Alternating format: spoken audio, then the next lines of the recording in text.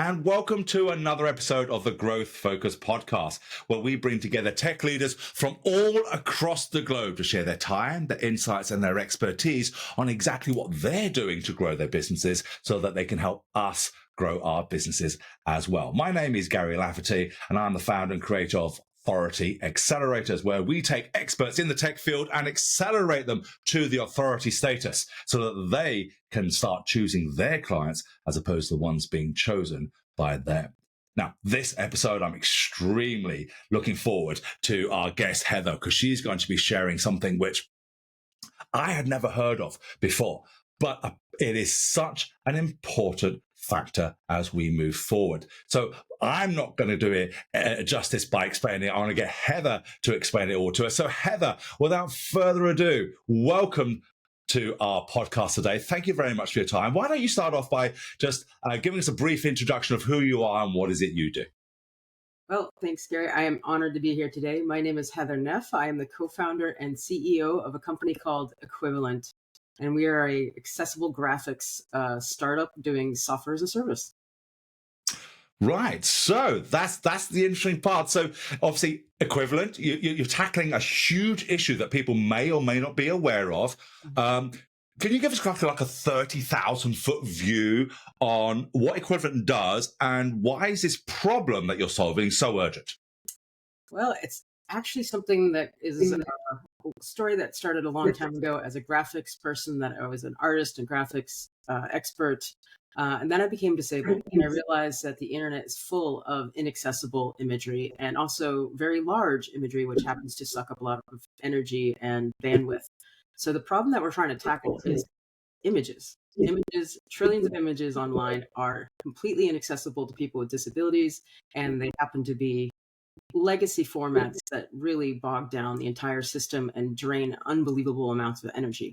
And with the new generative AI, it is somewhere around 34 million new images are created daily just by generative AI. So we have an unprecedented amount of digital content being created every day, and none of it is inherently accessible. So that's something that we're trying to tackle. And also big lofty goals to make the internet fully inclusive and completely sustainable by really tackling this issue. Well, I love the big audacious goal that you have there. And I've no doubt, having spoken to you before, that you were going to be achieving that. So you've taken this really a sort of innovative approach to creating AI-powered, compliant, and responsive graphics. How have you positioned your company to stand out in a marketplace, especially when there are so many other companies who claim to offer accessibility solutions? Well, most of the companies that are out there focus on fixing and moderation of what's out there. They try to fix what you've produced. We're actually trying to tackle the problem from the very beginning so that we are inherently accessible, which is just a completely different approach. And right now, we think this is, going in the right direction to really try to integrate directly into design software itself and also attach to any image library to convert older images. What we're actually doing is turning it all into code. And that's when it becomes really interesting that we're able to convert that code into streamlined, accessible code. So it's a kind of a complicated situation. Wow. Very technical. But... Yeah, that's amazing. So you've obviously got something which is on the face of it, something relatively brand new, but it's been such a needed product, such a needed thing for such a long time. Mm-hmm. How are you managing to make sure your message is heard over and above the noise that may or certainly does not seem to be as powerful as yours and what you're offering? How do you manage to stand out there so that people can actually recognize you as being one of the foremost leaders in this field? Well, we are a startup, so I'm trying to gain, awareness and traction. We have a partnership with Atos, which has been an amazing exposure as they're a $13 billion industry giant for many different things, but they focus on digital decarbonization. And I was on a podcast with one of their global head of accessibility. And when he saw what we were doing, he became a huge advocate and wound up working with us and hiring us to do some custom, what we call smart SVGs or smart graphics.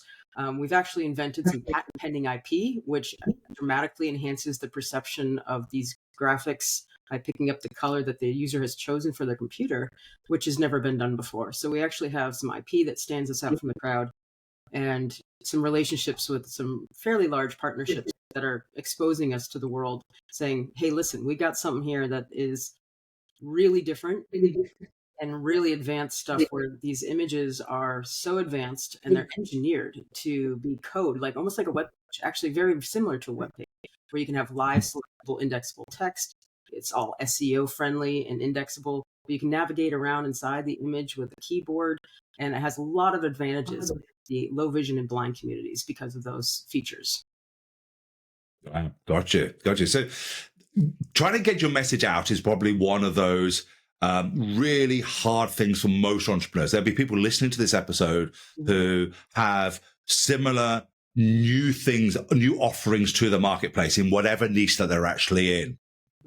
How have you gone about educating your market as to what they need? Because people don't know what they don't know. If they don't know it's out there, the solution's out there, they may know there's a problem, but they don't know there's a solution. How are you getting that message out there to educate them as to come and see what we have, because what we have is really, really valuable?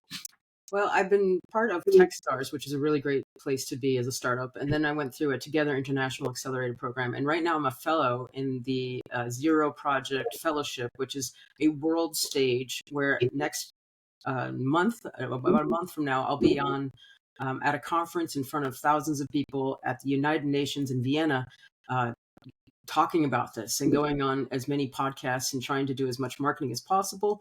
But we were in stealth mode up until about, 2 weeks ago. So we've been really under the radar building something with AI that is actually quite advanced. And we didn't want to give our competitors information about what we've been building, because it's been so exciting to really bring something together that's going to be massive. It's going to be huge. We're going to be able to hook up to any library, and it's going to be something that converts all of your images. It doesn't matter if it's pixel based or vector based, which gets into the technicality, but any image can be turned into code now using AI.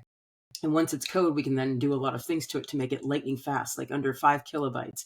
And we can make it mobile responsive, so it rearranges itself on mobile.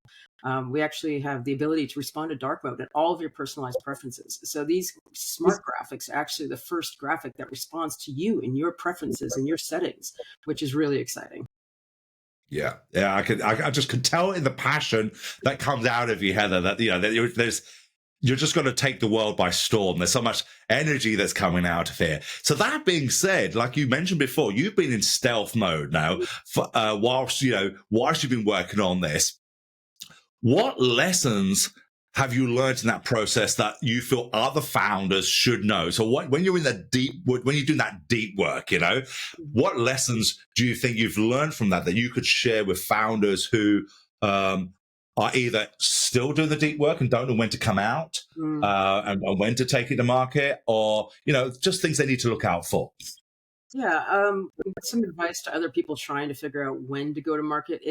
I'm being kind of brought out because of this event next month. I had to start really starting to expose what we're up to, which was it just the circumstances. I feel like it's time to start talking about it, but I took about 4 months to really gather that information to make sure that we had something that was going to work with our partners and really talk to our clients and people that, users that are using our MVP. I think once you have a major shift or a pivot like that, you also have to just check the market and make sure you're going to have good product market fit. I mean, it's just kind of judging that and knowing when to go out of it to make a big splash. And so I'm preparing right now to announce this kind of next month. And this podcast is kind of, also pushing me to come out, because I really want to get this message out there that we have this new AI-powered transformation engine. And that's something that's really exciting. So here I am talking about it. Yeah. And I think the key thing there is talking about it, because there's a lot of founders, especially in tech, that are not necessarily that forward in putting themselves into the spotlight. Like you said before, it's kind of forcing you to do this now. So, and you're going out there and you're presenting. What are your thoughts then on going out there and getting on podcasts so that you can get this message out, getting on stages, getting to these events, and literally all eyes on you? What insights have you got from that so far, and how is it making you feel, and what mindset shifts have you had to make in order for you to deal with that? Well, it all comes down to having lost my ability to design, having attained enough disabilities, and I lost my use of my right arm to chronic pain and some vision issues. So I became a disabled founder, and that changed my whole world because I was no longer able to do what I used to do as a career. So I was forced to figure out, how can I make a living? And part of that was, well, I can still talk. And I had already been teaching at the university level, which naturally had me on stage. I was doing a lot of conferences. I was already, teaching and being asked to speak at, different, different events. And I naturally wanted to and accelerate that career. I applied for a TEDx talk myself, just because I feel like what I've stumbled into over the last 2 years is so big and such a huge problem that people don't know. Like, seeing some of the video work, you'll see what happens when people actually try to use some accessibility settings. That actually makes the situation so much worse for a low vision user. And people don't know how people that are blind surf the internet. And I didn't know that. And I'm very aware that I have been designing for my career for over 20 years for people with disabled body, but I had never thought about people with disabilities until I became someone with a disability. And that changed everything for me. And so I became a huge advocate. And now it's my duty to spread that this technology exists. And it's my one thing that I have left to do before I die, is to announce to the world and make sure they get this message that this new technology exists, and that the IP that we developed, my husband developed, is so special and so unique that it is a game changer for the low vision community. We need to make sure that everyone knows it. And so it's not by choice to really be a fan of always being on the camera or up on stage. It's more out of necessity that this message is so necessary and so powerful that it has to get out there. I do know, I'm absolutely in love with what you just said there, because once you feel this absolute drive for what you have to get that out to the world, it's almost validating that what you have is valuable, because if you just need them to understand what you have and it's almost like sowing as many of those seeds as possible. For tech founders who are listening, Heather, from what you've learned, even in this short space of time of coming out from under the covers, as it were, what is one actionable step that you think, or you could share, that they can take away today so that they can start being seen as an authority from the get-go, as opposed what you're doing is great. You're walking out there and you're saying, look, you're not putting your product first, you're putting you and your product hand in hand, and you're almost becoming this ambassador for the product. Right. You're ambassador for what it is, and saying, look, you need to know about this. What piece of advice would you give to people listening for them to start doing something like this from the get-go? Well, it's harder for me to say from the get-go, because I know a lot of younger entrepreneurs haven't had a 25-year career doing what their industry, like what their company is all about. I happen to be 50, so I happen to be in this for a very long time doing graphic stuff. So I was an expert in my field before I accidentally stumbled into becoming a startup. I actually didn't start off to become a startup. It was something where I just was rebranding my branding and graphic design that I was running. And it just snowballed into this whole thing where I found myself as a startup. And that was by accident. But one of the things I had been working on was a book, so that I could also share and have an authoritative book. To be a published author was another way that I was going to, and that's been put on hold for a couple of years because of this. But that was another thing that someone who is an entrepreneur could do, is establish themselves as an expert in the field by publishing papers, doing research, getting grants, doing all the things that you could possibly do to say, hey, I'm really educated in this problem and in this field, and I'm an expert in all of these issues.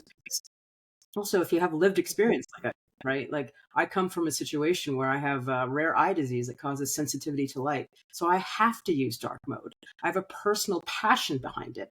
So if you can find an alignment in your own company with something that resonates with you and your experiences, that's the best place to start, to be an expert, or to be heard and be seen as someone who is an authoritative voice in their field. Yeah, I think that's a great piece of advice there. And as I said, if you're taking some personal challenge that you have and putting that out forward and getting people to feel for that, that's such a powerful way of getting that message out. Now, I'm going to move over to partnerships in a minute, but before I do, just listening to that last sector, that last piece that you just shared with us, as you know, and as people who have listened for us for a while now, understand that those are part of the 5 P's that we have, doing podcasts, which is what you're doing, presenting on stage, which is what you're doing, become a published author through white papers, which is what you're doing in the process of doing so, and doing partnerships. So at the 5 P's, you're already tipping all of those of the 4 to grow yourself as an authority. Right. When it comes to partnerships, though, as you said, you've already had secure partnerships with major enterprises at Atos. What is the key to getting big players on board? I mean, you didn't start small. You just went straight in there and hit the ball out of the park with a biggest partner. So what are the key things to getting big players on with you? Well, I think a lot of luck was involved on that one, but I did do a lot of research. I was reading and researching who I wanted to work with and finding the places that I wanted to show up in the field that I wanted to be in. And I became part of that community. I got on, back in the day when I believed in Twitter, I was on Twitter connecting with that accessibility community 5, 6, 10 years ago and building those relationships, meeting with tons of people. My secret is networking. I would reach out to everyone. I would speak to as many people as I could. I would make these meetings. I would share we made sure we had a really great tech demo. If you want to see it, go to our website, equivalentsvg.io. And right now, having that cool tech demo, because it's a visual thing of graphics, having hired an animator and someone who's really good at creating a video, that has been a huge win for us, just to have something that was a minute long that really showed these kids the technology and the wow factor of what we're doing.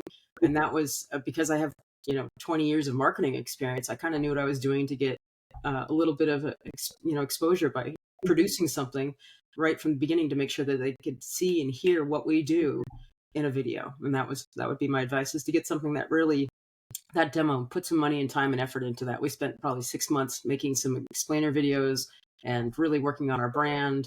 I mean, I'm a branding expert as well, so that doesn't hurt. But it's one of those things where, my past as a marketing, branding, graphics person was really instrumental in our success to get that first client that was in the billions. Yeah. So. I think I'm just showing you, and I'm going to pick a word that you said there because I want to sort of dial back so people really see the power in what you just shared in there. Is sharing that wow value. It's not just another demo for demo's sake of demoing the functionality of something.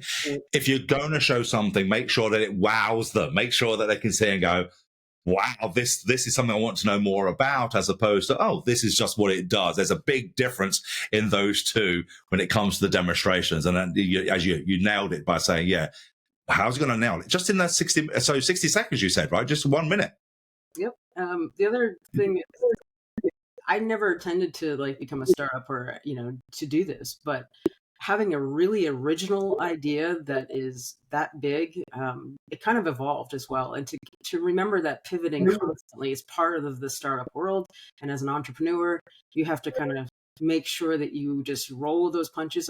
We've been doing this for 4 years, but it's still, pre-revenue at this point. And we're about to, launch an enterprise API. I would never have guessed I would have been here 3 years ago saying that I have an enterprise API coming out with enterprise clients waiting for it. It's extremely exciting, but it's also been very difficult and challenging. And just to remember that you have to just keep going and not give up. If you really believe in what you're doing and you have something that is really special, you just have to give it everything you've got, spend every dollar you have, and put your entire life into this to make sure that it happens. And you have to have that never-ending passion. And that's one thing that an entrepreneur really has to click into and make sure that they're on board for. Because if you don't have that long-haul goal to really believe in it, it could be really difficult to stay in business. Yeah, absolutely. Having that passion, having that, you're in for the long haul, right? You're not testing it. You're in for the long haul. And so that being said, obviously you've kind of come in right at the right time. You've got laws and regulations. They're tightening every single day. They're tightening around things like accessibility. Where do you see the market heading in the next 3 to 5 years with this? Well, unfortunately, as of just recently, the government here in the United States has rolled back DEI. But I do think that that's a huge mistake. In fact, that there's such a huge economic reason to not only invest in disability inclusion is that they have such market power, something to the effect of $17 trillion worth of buying power that's being left in carts around the world because people are not making their websites and e-commerce sites accessible, let alone all of the lawsuits daily. And right now, no matter what the laws say, people are throwing lawsuits at people all the time because right now, every single website has to be ADA compliant or Americans with Disability Act compliant. Every image has to have an alternative text or a description. There's a bunch of other laws that are kind of extremely difficult. So a lot of people just kind of don't do it. They think it's an afterthought. But the ADA is going to be starting to be enforced in 2026 and coming soon, June 28th, 2025, just a few months from now, the European Accessibility Act is going into effect. And that's actually going to have some massive fines, and it's going to kick you out of being able to do business in Europe if you don't pay attention to these laws and actually making sure that your website is going to be 100%. And all of your files and everything you have online has to be this web content accessibility guidelines compliant. So not knowing about this, in fact, if you're doing business, you have to be accessible. Otherwise, you're actually quite at risk for a lawsuit, and it's becoming a huge problem for a lot of people. So it's something to pay attention to. Yeah, absolutely. I mean, so I'm listening to you there, and although some of the founders here will be thinking, well, hold on a second, I've got to start just focus on what's the needle mover, what brings in the revenue, what's going to save me money here, what's going to drive the revenue. But there are actually three functions of why somebody should do something. It's either going to make me money, save me money, or keep me out of jail. And with what you're saying, that there's some things really coming down the turnpike that people need to be aware of right now, whether that's in Europe alone or in America, or no matter what's going on here in America. But things are changing regardless. And if they're not staying compliant, or like you say, the ignorance is no excuse, right? Just because you don't know about it and think to put it away, they need to know about this stuff. Yep. And it's something that everyone should be paying attention to, wanting to have better user experiences. At the end of the day, what we're offering is amazing user experiences through graphics and making sure that everyone has an equal experience, if not an amazing experience, and having a custom to your preference experience. For example, let's say you're sitting at home and on your couch and you have your phone and you're trying to order food or do internet searching and everything's really, really bright. You're just like, oh, my eyes are fatigued. I'd really like this in dark mode, but they're not offering a dark mode experience. That's an example of a better user experience. If they get you on a site that's responding to their dark mode and is giving them your eye experience, they'll stay longer and they'll actually, spend more money and pay attention to that site. There's a lot of statistics of people bouncing if you just don't even have a dark mode. It's something to the effect of 82% of people are asking, for whatever reason, either preference or that it's helpful for their eyesight. They're asking for dark mode, and people don't usually have a dark theme on their website. And that's a huge win right there, to have a better user experience. And that type of thing, better conversion and better numbers. And that's the type of thing that you should be paying attention to. Even if you don't think it's about accessibility, dark mode is actually an accessibility feature for people who are sensitive to light. And that's why it came around. So anyway, it's good for business either way that you look at it. Yeah, fascinating. It's just fascinating. I could talk to you for ages on stuff like this because every day's a school day. I absolutely love it. But given that, for founders, you've brought something like, as I said, truly new to the market. So for founders who are trying to introduce something new to the marketplace, what is one piece of advice you wish you had earlier? Ooh, that's a good one. Knowing how taxing this would be financially, and being able to bootstrap yourself, you have to be really prepared for that, to know that you might be spending every dollar that you possibly could scrape together, and getting friends and family is challenging, and those relationships. Raising money is really hard to do, especially in this economy, and just knowing how long that takes, to be really prepared financially, and to know how long your runways are, and to really pay attention to that stress that does cause, and that can be really difficult to deal with. Yeah, absolutely. I think that's a great piece of advice. So listen, Heather, if our listeners want to learn more about Equivalent or get in touch with you, what's the best way of doing that? Well, you're more than welcome to check out our website, but none of the new AI-powered transformation engine stuff is launched yet live. We're still working on a new website. The best way to reach me is probably via email at heather@equivalentsvg.com. And you can also reach out to me via phone. And the best place to find me is LinkedIn. I'm always on that, almost 24/7. Well, I'll make sure I put the links in the show notes so people can just get hold of you the best way anyway. Well, listen, Heather, thank you very much for your time today. We've covered so much in such a short space of time. I really appreciate you sharing your time and your insights with us. Absolutely. Thank you so much. It was an honor to be here. Thank you very much. And ladies and gentlemen, thank you for joining us for another episode of the Growth Focus podcast. And if you've taken any insights from Heather today, please make sure that you like and comment so that other people can see what they should be learning as well. But more importantly, share. This is how we grow, by sharing knowledge, taking action on that knowledge. And that's how we grow wherever you are on the entrepreneurial ladder. So until next time, keep striving forward, be profitable, and we'll see you all soon. Bye-bye.